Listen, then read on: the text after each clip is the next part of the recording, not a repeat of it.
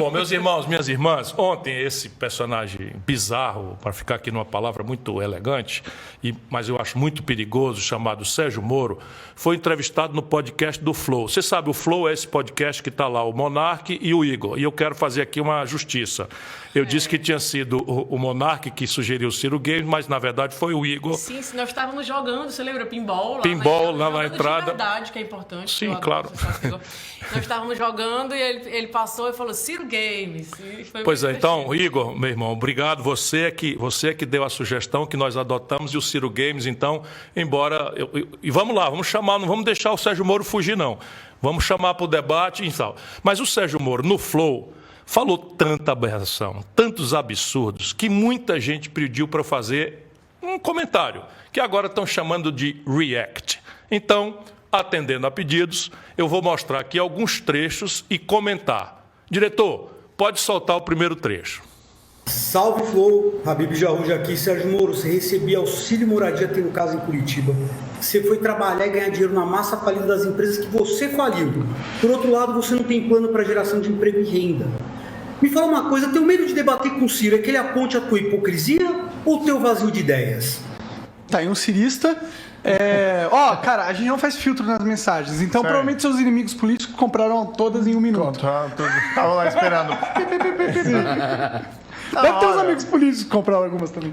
Olha, o que acontece ali, né? Primeiro, eu nunca trabalhei como já falei aqui, massa falida ou para o Odebrecht, então isso é falso, né? Essa narrativa é falsa. Como juiz, eu recebia lá salário e tinha uma parte do salário que era auxílio moradia que eles colocaram lá, um adicional, não sei o que, e todo mundo recebia. No fundo, aquele era um salário a mais. Como não tinha tido aumento de salário por anos, eles inventaram esse rótulo e colocaram lá. Enfim, mas assim, como eu já sempre disse, não enriqueci no serviço público, não enriqueci no serviço privado, estou aqui dedicado à causa pública. Aí na questão do Ciro a gente já falou, né? Enfim. Olha aqui, como é que ele quer? Você não tem que ser elegante, educado e tal. Excelência Sérgio Moro. Não, vou falar sério aqui. Vossa Excelência faltou com a verdade indo e voltando. Então, primeiro, recebeu auxílio moradia, tendo apartamento particular seu e da sua cônjuge em Curitiba.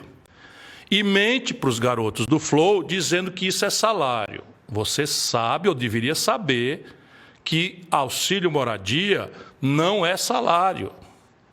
Auxílio moradia, por exemplo, não incide imposto de renda. Salário incide imposto de renda. Por quê? Porque auxílio moradia é verba indenizatória.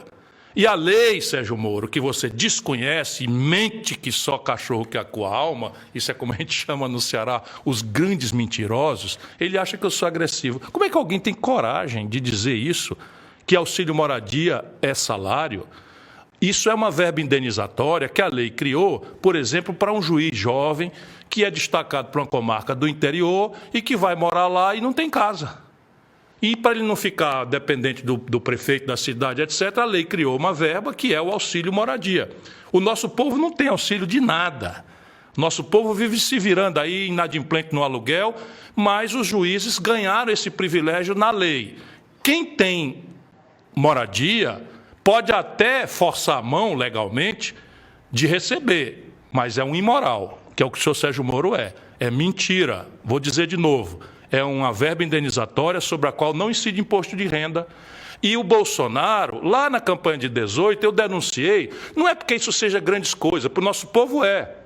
O auxílio moradia hoje é uns R$4.000, o dobro da renda média do povo brasileiro, fora o salário de R$30.000 de juiz. Fora o salário de R$30.000 de juiz, ele recebia por fora R$4.000 de auxílio moradia, tendo apartamento particular. O Bolsonaro fazia a mesma coisa. Tinha apartamento em Brasília e recebia o dinheiro. Talvez não seja grandes coisas, mas isso é um sintoma. Vou dizer aqui, eu, Ciro Gomes, governador do Ceará, o governador tem um palácio, uma residência oficial, e eu não tinha moradia particular, morava numa casa alugada e fiquei morando na casa alugada porque considerava imoral para a minha família ir morar num palácio que eu não tinha condição de manter o mesmo padrão para os meus filhos.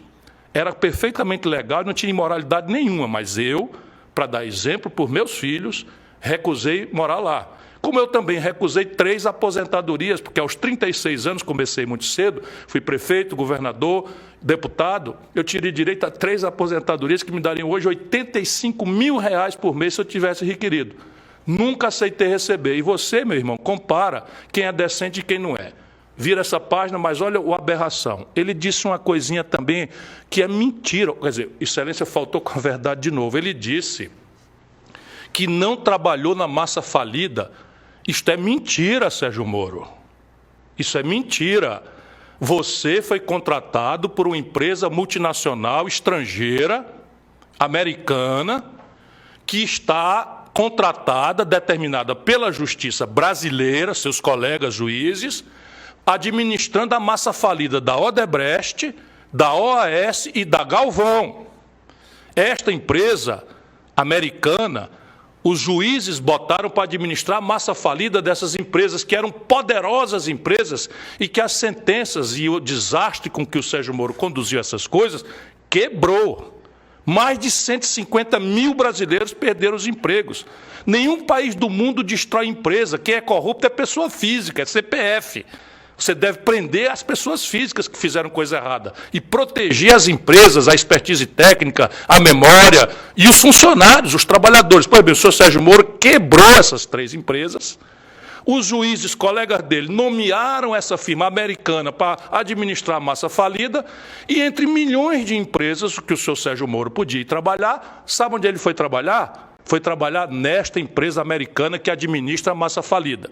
72% de cada R$100 que essa firma americana ganha no Brasil para administrar a massa falida das empresas que o Sérgio Moro quebrou, são dessas empresas quebradas. E o Sérgio Moro, que foi morar em Washington, a firma sendo sediada em Nova York, foi recebido lá como sócio e se nega a dizer ao povo brasileiro quantos $1.000 ou milhão, sei lá, ele recebeu. Portanto, o senhor Sérgio Moro faltou com a verdade, dizendo que auxílio moradia é salário, isso é mentira sua, e faltou com a verdade, dizendo que não recebeu dinheiro de uma firma que administra a massa falida e que lhe contratou exclusivamente por uma razão, tráfico de informação e tráfico de influência. Porque outra razão a multinacional contrataria o senhor Sérgio Moro para administrar a massa falida da Odebrecht, da OAS e da Galvão Engenharia. Tem uma próxima aí? Vamos ver mais uma demonstração do cinismo e da cara de pau do sujeito que se recusa a debater comigo. Portanto, se ele não quer debater, eu vou debater unilateralmente. Como é que chama agora? React. Eu vou react às maluquices e às irresponsabilidades e ao despreparo chocante desse cidadão que quer nada mais, nada menos, depois de ser juiz, ser presidente do Brasil, sem saber nem sequer aonde fica o Vale do Mucuri, Jequitinhonha. Diz ele que gosta de geografia. Mas será que vocês conseguiriam vir conversar de verdade numa sala? Tipo, se a gente chamasse vocês pro Flow, você, sei lá, e o Ciro Gomes, vocês acham que vocês conseguiriam ter um papo sobre o Brasil, sobre futuro, ou vocês iam ficar um atacando o outro? O que você acha? Eu sou um cara educado, entendeu? Então eu sempre sou aberto ao diálogo e debato com qualquer um. Hoje que eu vejo que é importante a gente debater com o Lula, tá, e com o Bolsonaro, que são responsáveis... mas eles não vão. Por essa tragédia que a gente está vivendo. Sim, eles que têm que ser chamados ao debate. Tá? O Ciro, né, eu já falei, ele é um cara que é muito... Desculpa, mas ele não consegue... Se ele ficar um mês sem ofender alguém, aí dá para pensar em debater com ele. Porque dialogar... A gente está conversando aqui, você estava falando de sua posição sobre... Drogas. Eu diverjo de você. Claro. Mas eu não te xinguei de alguma coisa. Claro. O Ciro é impossível, entendeu? De fato, eu sou impossível. Mas veja, não é porque eu sou mal educado. Meus pais também me deram uma educação muito grande. Eu consigo compreender um texto em francês, eu me viro razoavelmente bem no inglês. Aos 15 anos eu tinha ganho um prêmio mundial de literatura portuguesa e viajei, conheci Lisboa e Portugal antes de conhecer Fortaleza. E, enfim, estudei direito, enfim, eu sou razoavelmente bem preparado, continuo estudando bastante. Mas, Sérgio Moro, se eu fosse um eleitor seu, eu ia morrer de vergonha. O que você está expressando é pura covardia e oportunismo. Sabe o que é? No Brasil é assim, as ideias, o debate, aquilo que interessa ao povo, não tem mais respeito nenhum ao povo. Por quê? Porque os que estão lá em cima na pesquisa não querem debater. A essa altura, que eu também tenho convidado, o Lula está combinadinho da Silva com o Bolsonaro, não é que eles dois conversem. Vão lá, os embaixadores estão combinadinhos da Silva para não irem ao debate. E o Sérgio Moro, sabendo disso, e estando lá embaixo nas pesquisas, nesse momento, cutuca os dois para fazer isso. É instrução de marqueteiro. Eu já debati com o Dávila, eu já debati com o Mandetta, eu já debati com o Dória, eu já debati com o Mandetta, eu já falei, debati com, quem mais? O Eduardo Leite, governador do Rio Grande do Sul, já debati com o Luciano Huck, eu já debati com o Fernando Henrique Cardoso, um príncipe, uma pessoa extremamente elegante, já debati com o ex-presidente do Novo, e você, Sérgio Moro, é só um covarde. Você não quer me enfrentar porque, por alguma razão, você sabe que eu disse lá atrás que o que você estava fazendo nos autos era politicagem. Você conseguiu uma proeza. Tirou o Lula da eleição e foi trabalhar para o Bolsonaro. Ou seja, você hoje é o cara que é responsável pelo Bolsonaro, porque criou essa condição, e é o cara que devolveu ao Lula as franquias dele e a impunidade. Porque o Lula só está por aí circulando assim, não é fazendo de conta que nunca cometeu os absurdos morais que cometeu, porque você foi fazer política nos autos. E você tem pavor, porque eu vou recuperar tudo isso. Se você não quiser debater, o seu eleitor vai morrer de vergonha. O meu não. O meu eleitor sabe que eu quero debater com Lula, quero debater com Bolsonaro, quero debater com você, quero debater com a Simone Tebet, quero debater porque eu quero debater. Sabe por quê, meu irmão? Estou te chamando de meu irmão agora. Porque no Brasil ou a gente debate os assuntos ou não tem saída para a tragédia que nós estamos vivendo e pessoas, figuras trágicas como você têm coragem de se apresentar explorando a boa-fé do povo como candidato a presidente do Brasil. Bom, preste atenção agora nesse outro trecho, porque ele é uma demonstração acachapante do despreparo do cidadão. Vejam esse outro trecho agora. React. Eu me considero uma pessoa estudada, então a gente tem participado, construído esse projeto e tem já algumas ideias, evidentemente. Aquilo que eu falei anteriormente, a Força Tarefa Nacional de Combate de Erradicação da Pobreza é uma, mas tem outra. A gente precisa, por exemplo, restaurar a credibilidade do país do ponto de vista fiscal. Só assim você reduz a inflação e reduz os juros e retoma o investimento. E que medidas vocês têm pensado, sua equipe, você junto com o circuito, tem pensado nesse sentido? Eu chamei um dos melhores economistas do país, que é o Afonso Celso Pastore, está coordenando o programa, e ele tem colocado muito claro o que a gente precisa. Tá? Uma âncora fiscal, que assim, o país não pode gastar mais, porque chega num nível de gastos, se exceder determinado nível, a gente vai pagar juros maiores. Isso é uma coisa que qualquer pessoa entende em casa. Então, é como se... Porque esse dinheiro vem de algum lugar, esse dinheiro vem do imposto, vem da sociedade, o governo não cria dinheiro. Então, quando o governo começa a gastar mais do que ele pode, ele está tirando a riqueza das pessoas. E você precisa ter um grande programa de infraestrutura. Isso que é o problema. Isso é importante. Mas é o problema que, quando você está reduzindo os gastos, é difícil investir, né? Mas você precisa fomentar, principalmente, o investimento privado. Porque os países que crescem, que se desenvolveram, quem é dono da Apple? É o governo americano? Não. Quem que é dono da Microsoft? Quem que é dono lá da Tesla? Então, assim, o crescimento vem da criatividade do mercado privado. E a gente precisa dar condições, lei, império da lei, aquilo que eu falei, segurança, confiança, para crescer. Aí você gera emprego, aí você consegue aumentar salário. Você tem que ter política também, como mencionei, educação, saúde, de qualidade. Você tem que diminuir a desigualdade social. Isso é política social. Mas isso não muda o fato de que países que basearam o seu modelo de crescimento em investimento público apenas não deram certo. Eu agora fico sabendo, junto com todos os brasileiros, que os norte-americanos são um país que não deu certo. O Japão não deu certo, a Alemanha não deu certo, a Itália não deu certo, a Inglaterra não deu certo, enfim, a Coreia do Sul não deu certo e a China é um grande fracasso. Meu irmão, é muito grave um negócio desse. Vamos, tem uma série de coisas aqui. Vamos começar. Nós já vimos a tragédia de levar para a presidência da República estagiário que não sabe arbitrar os assuntos, não sabe dar uma ordem, não sabe avaliar uma política, que é o Bolsonaro.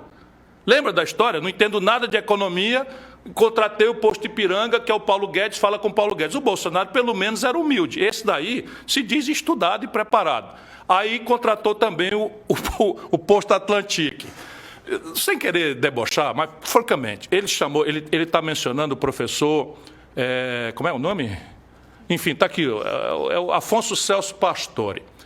O professor Celso Pastore tem 82 anos de idade, o que não quer dizer nada. Pode ser um Eugênio Goudin, foi com 90 anos, um extraordinário pensador. Mas eu localizo a idade para dizer qual é a experiência do Afonso Celso Pastore. Meu irmão, se segura aí na cadeira. Sabe quem é que o Moro chamou para ser o conselheiro econômico dele? O Afonso Celso Pastore, que foi presidente do Banco Central da ditadura no governo do general Figueiredo. Sabe quanto foi a inflação em 1985, ano que o Celso Pastore saiu? 265% num único ano.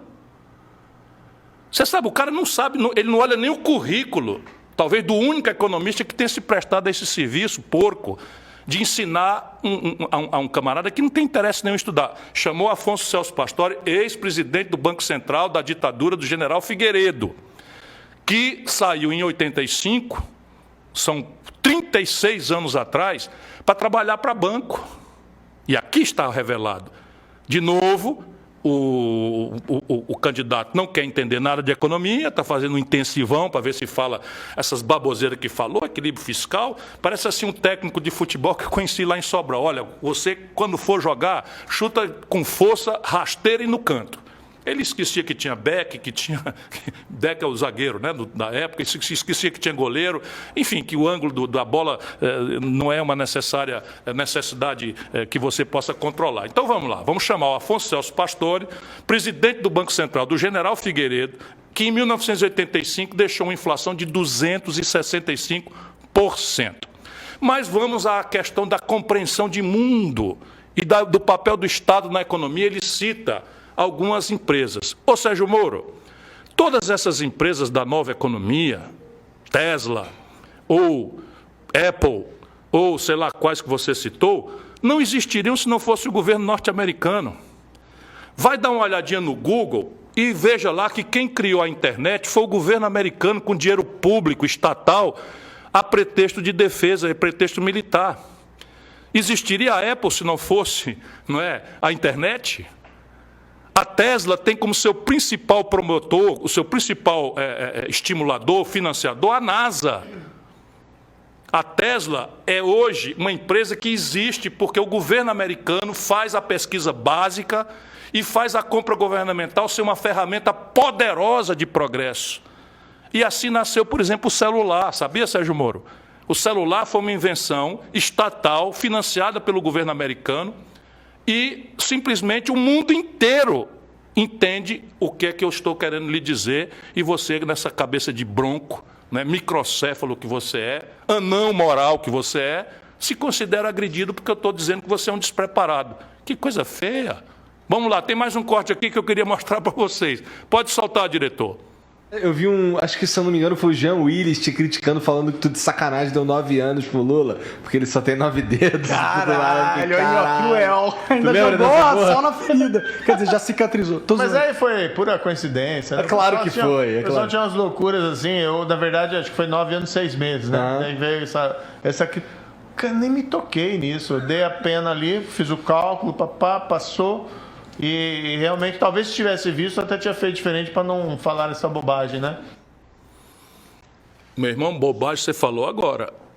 Quer dizer que você, se soubesse que a turma ia fazer uma brincadeira de mau gosto com o fato do Lula ter perdido um dedo num torno mecânico quando era metalúrgico lá em São Paulo, você teria mudado a pena?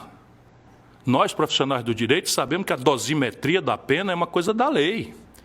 Olha a leviandade com que esse cidadão, exposto a 2 jovens talentosos, mas 2 jovens sem malícia, que estavam ali levantando a bola para ele, o cara faz essa brincadeira. Atenção, comunidade jurídica brasileira. O Sérgio Moro, candidato a presidente do Brasil, na sua mais grave crise econômica e social e política, parte dela produzida por ele, e a sua leviandade, disse que se soubesse que iam fazer piada com a sentença dele de 9 anos para o Lula, ele teria feito uma pena diferente. Era para mais ou para menos, Sérgio Moro?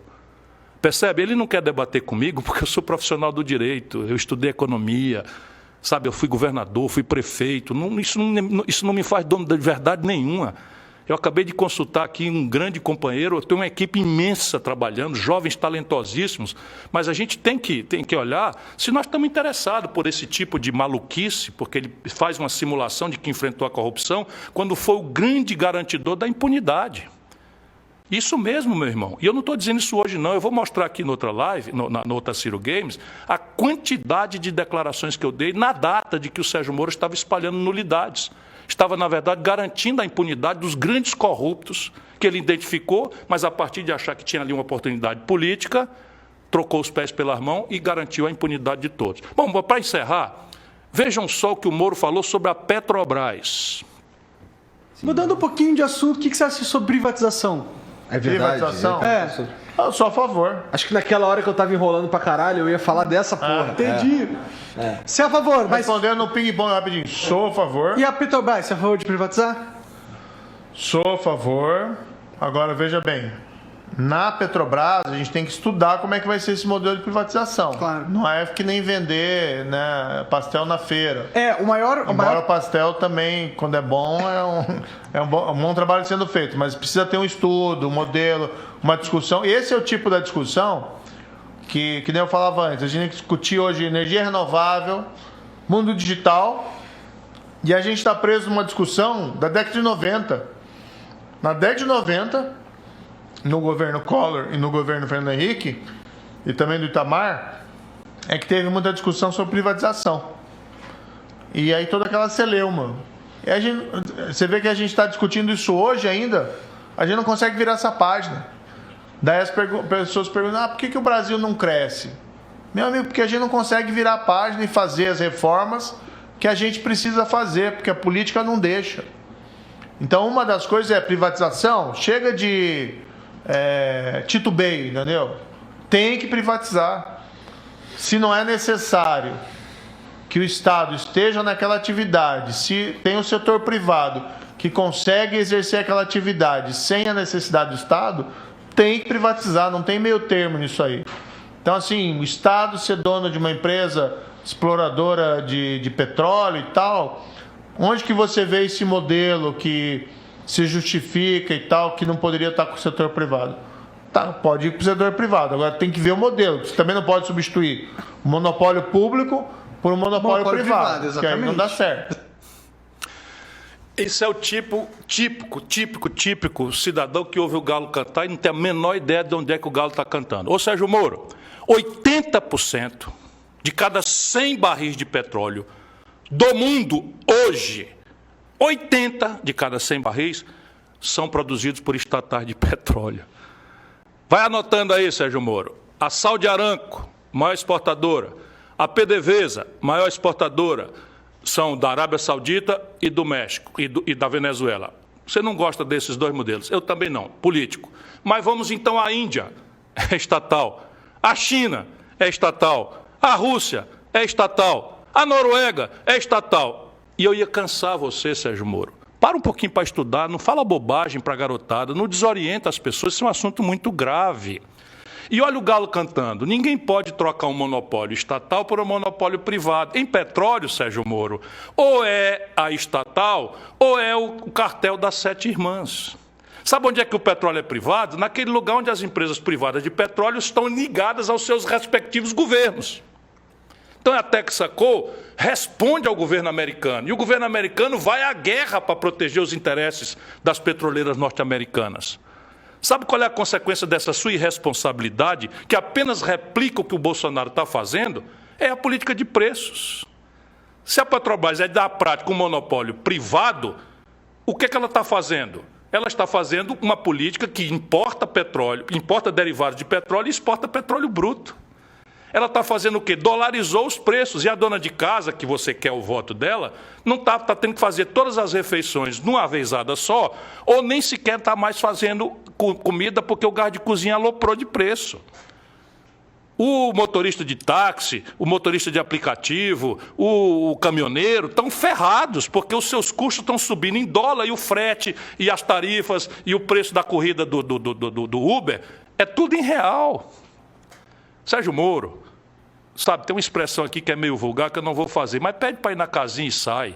Esse teu lugar aqui não vai caber porque você não vai fugir. E você, meu irmão, que ainda pensa em votar nesse cidadão, eu sou solidário a você. Vem comigo. Isso é um charlatão.